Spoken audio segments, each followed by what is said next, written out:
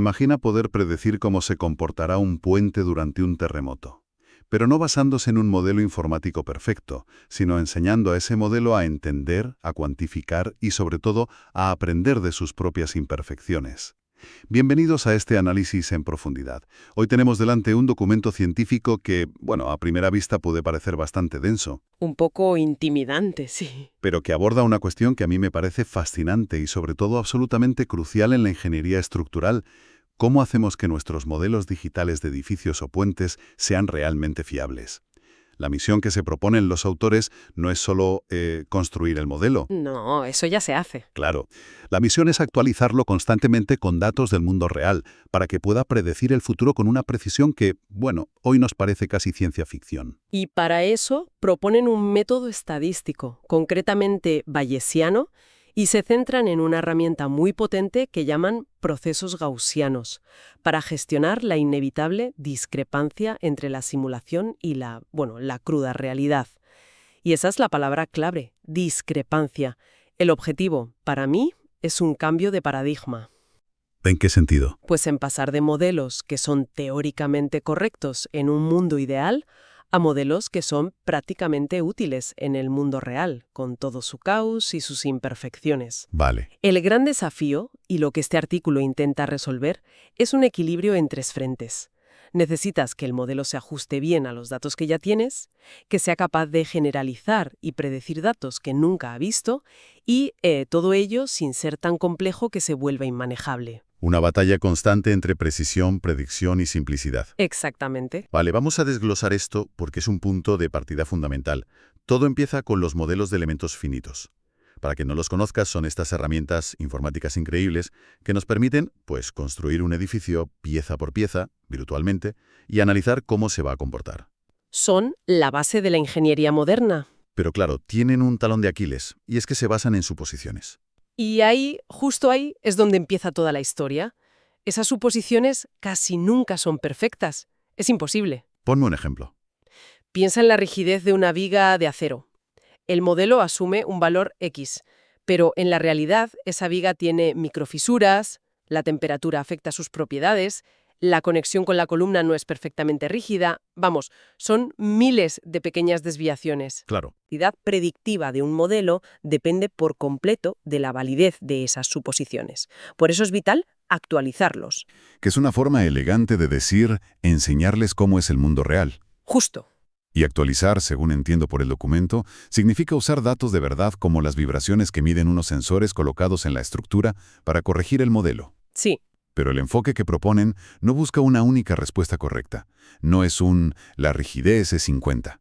Es algo más sutil, es probabilístico. Sí, y ese es el poder de la inferencia bayesiana.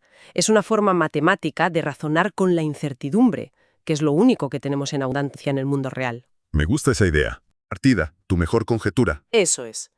Podríamos decir, bueno, según los planos, la rigidez de esta columna debería estar en torno a este valor, con algo de margen. Y luego le das al modelo los datos de las mediciones del mundo real. Le enseñas cómo vibra el edificio de verdad. Exacto. A medida que el modelo ve esos datos, actualiza su creencia inicial y llega a una conclusión mucho más informada, la distribución a posteriori. Ajá. Y esta distribución no te da una sola respuesta. Te dice, dada la evidencia que hemos visto, ahora creo que el rango más plausible para la rigidez es este, con un pico de probabilidad muy alto en torno a este otro valor. O sea, es como pasar de creo que la rigidez es X a ahora que he visto cómo vibra el puente, estoy bastante segura de que la rigidez está en este rango de valores, con mayor probabilidad en torno a Y. Has dado en el clavo con esa frase. Es un salto de la certeza supuesta a la incertidumbre cuantificada. No se trata de eliminar la incertidumbre, sino de cuantificarla, de ponerle números. Entendido. Vale. El método bayesiano nos da un rango de posibilidades. Pero me quiero detener en un punto que el artículo destroza, y es algo que he visto en muchísimos modelos. A ver. La idea de que el error, esa diferencia entre lo que dice el modelo y la realidad, es simplemente ruido aleatorio, como una estática de fondo. El famoso ruido blanco gaussiano. Pues sí, y de hecho en el artículo son bastante duros con esa idea. La llaman, y cito, una suposición demasiado fuerte. Y con razón, me parece a mí. Y no les falta razón, no. Es una simplificación muy cómoda, pero a menudo es completamente errónea. Pensemos en los datos de vibración de una estructura. El movimiento en un segundo está intrínsecamente relacionado con el del segundo anterior y el siguiente. Claro, hay una inercia, una memoria. Un edificio no se teletransporta de un estado a otro. Exacto. Existe una correlación temporal. Ignorar esa correlación es como intentar leer un libro mirando cada palabra de forma aislada, sin entender las frases o los párrafos. Pierdes todo el contexto. Todo. Estarías asumiendo que la palabra río no tiene más relación con agua que con cielo, lo cual es absurdo. Es una analogía fantástica. Y aquí es donde la propuesta del artículo introduce a los protagonistas. Los procesos gaussianos, o GP. Que se presentan como la solución para modelar precisamente esta correlación. Para entender la discrepancia no como un simple ruido, sino como un proceso con una estructura propia, con su propia gramática. Es que lo fascinante aquí es que un proceso gaussiano es una forma de definir una distribución de probabilidad, no sobre números, sino sobre funciones. Uf, eso suena abstracto. Es un poco abstracto, sí, pero la idea es que en lugar de pensar en el error como una serie de números aleatorios, lo pensamos como una función desconocida en el tiempo que tenemos que inferir a partir de los datos. Y el corazón de ese proceso gaussiano, su ADN por así decirlo, es su kernel. El kernel, la función de covarianza. Justo. Y ese kernel es la gramática de la que hablábamos. Es la regla que define cómo se relacionan los puntos en el tiempo. Entiendo. El kernel es la regla matemática que le dice al modelo: si dos puntos en el tiempo están muy juntos, sus errores probablemente serán muy similares.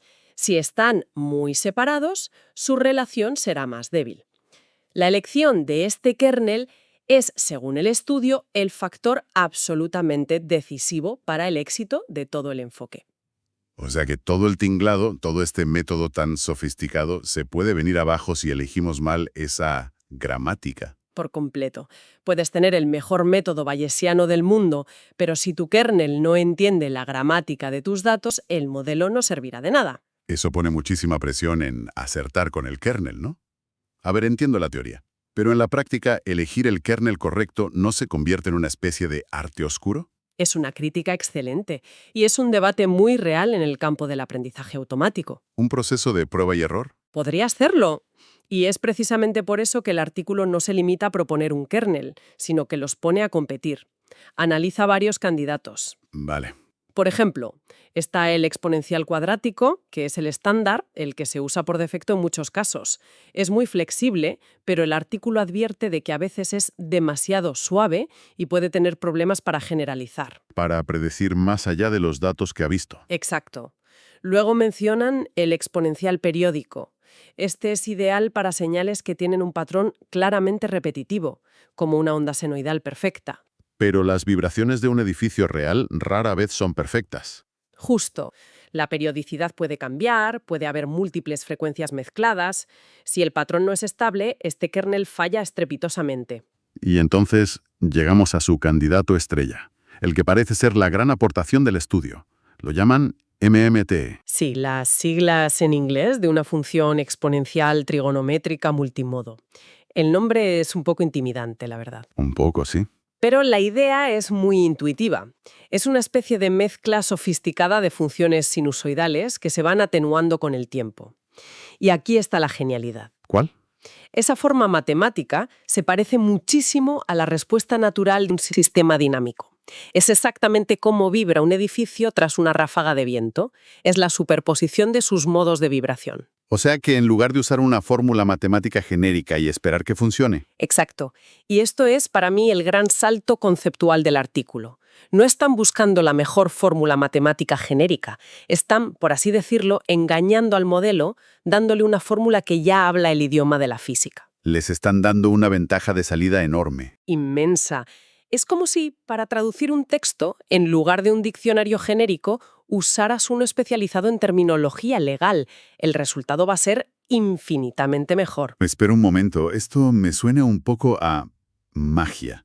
Si tenemos un kernel tan sofisticado, tan bueno imitando la física, ¿no corremos el riesgo de que se vuelva demasiado bueno? ¿A qué te refieres? A que acabe memorizando cada pequeña vibración del pasado, cada pico y cada valle, y que luego, ante un dato nuevo, no sepa qué hacer. Es el problema clásico del sobreajuste. Esa es la pregunta del millón, y es precisamente el problema que los autores abordan con su metodología. Saben que un kernel más complejo puede llevar al sobreajuste. ¿Y cómo lo solucionan? Proponen algo que, en mi opinión, es la clave metodológica del artículo. En lugar de evaluar el modelo solo por lo bien que se ajusta a todos los datos que le das, Hacen trampas, por así decirlo. bueno, hacen una especie de validación cruzada bayesiana. Toman toda la serie de datos de vibraciones y la parten en dos. Usan una primera parte, digamos el 70% inicial, para entrenar el modelo. Ahí es donde aprende los parámetros de la estructura, la rigidez y los del propio kernel. Correcto. Y el 30% restante, que el modelo no ha visto nunca, lo usan para validar su capacidad predictiva real. Ah, aquí está el truco. Le piden al modelo, vale, con lo que has aprendido de la primera parte, ahora predice cómo va a ser la segunda. Y comparan esa predicción con los datos reales que habían guardado. Así que no solo buscan el modelo que mejor memoriza, sino el que mejor adivina el futuro. Es una prueba mucho más honesta, mucho más. Crean una métrica que combina ambas cosas. El artículo busca el equilibrio perfecto entre la precisión en los datos de entrenamiento, el pasado, la capacidad de generalización a datos nuevos, el futuro, y la complejidad del propio modelo. La parsimonia que se dice. Eso es. No quieren el modelo más complejo, sino el más elegantemente simple que sea capaz de hacer buenas predicciones. Y supongo que ponen a prueba todo este tinglado. No se quedan solo en la teoría. Desde luego que no. Para validar todo este marco, lo ponen a prueba con varios ejemplos que van aumentando en complejidad. Empiezan con una simulación de un sistema de juguete, muy simple. Para demostrar los conceptos. Luego pasan a una estructura simulada de 5 pisos con diferentes configuraciones de sensores, un entorno más realista. Y finalmente, y esto es lo más importante, lo aplican a datos de un experimento real. Ah, el momento de la verdad. Una estructura de 3 pisos colocados sobre una mesa vibratoria en un laboratorio. Es el camino completo, de la teoría pura a la simulación controlada y de ahí al mundo físico. Me interesa sobre todo ese paso al mundo real. Ahí es donde las cosas suelen fallar. ¿Y cuáles son los resultados? ¿Funciona tan bien como promete? El resultado es contundente. El kernel MMTE, el que imita la física, superó a los demás de forma consistente en todos los casos.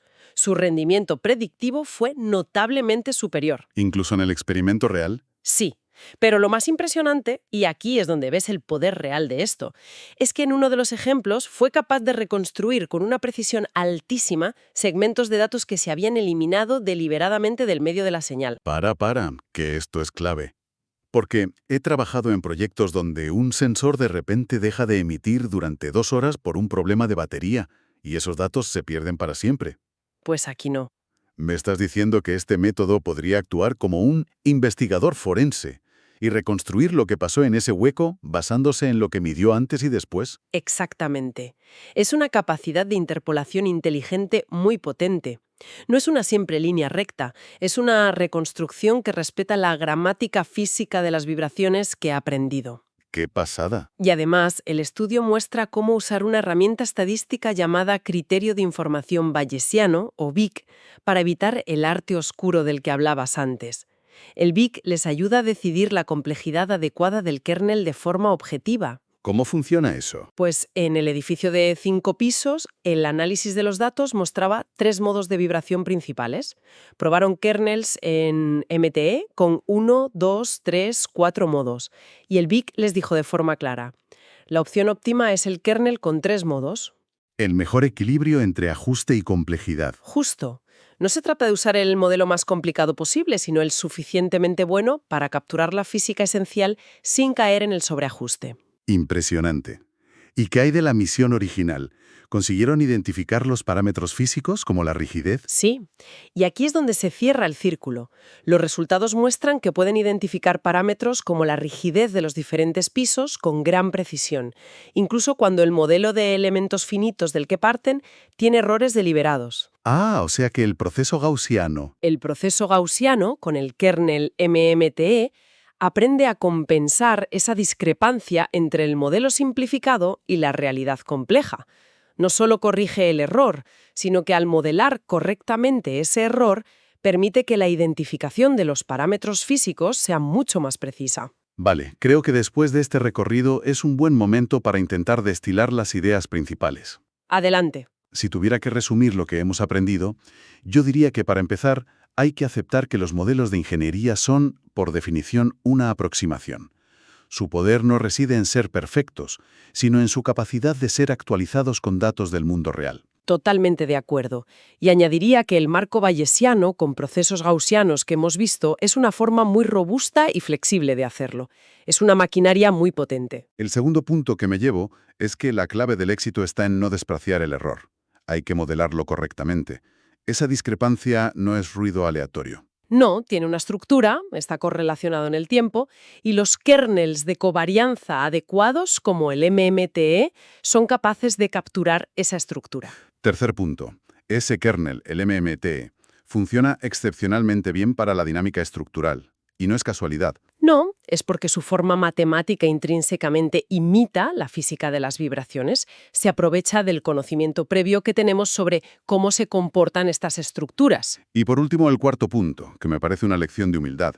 La mejor manera de seleccionar un modelo no es solo por lo bien que se ajusta a los datos pasados. Sino por su capacidad de predecir el futuro. Exacto. La metodología de validación que proponen, separando los datos, es crucial para asegurar que nuestros modelos no solo memorizan, sino que de verdad generalizan y aprenden. Has resumido perfectamente las 4 patas sobre las que se sostiene todo el argumento del artículo. Esto nos deja con una idea final para reflexionar, que a mí me parece muy potente. A ver. Si podemos enseñar a nuestros modelos informáticos a entender, cuantificar e incluso aprender de sus propias imperfecciones, de esa discrepancia con la realidad, ¿qué significa eso para el futuro de la ingeniería? Es una buena pregunta. ¿Estamos quizás ante el nacimiento de verdaderos gemelos digitales que no solo imitan una estructura, sino que son capaces de anticipar fallos con una fiabilidad sin precedentes, precisamente porque comprenden y han aprendido de sus propios límites? Gracias por acompañarnos en este análisis. Hasta la próxima.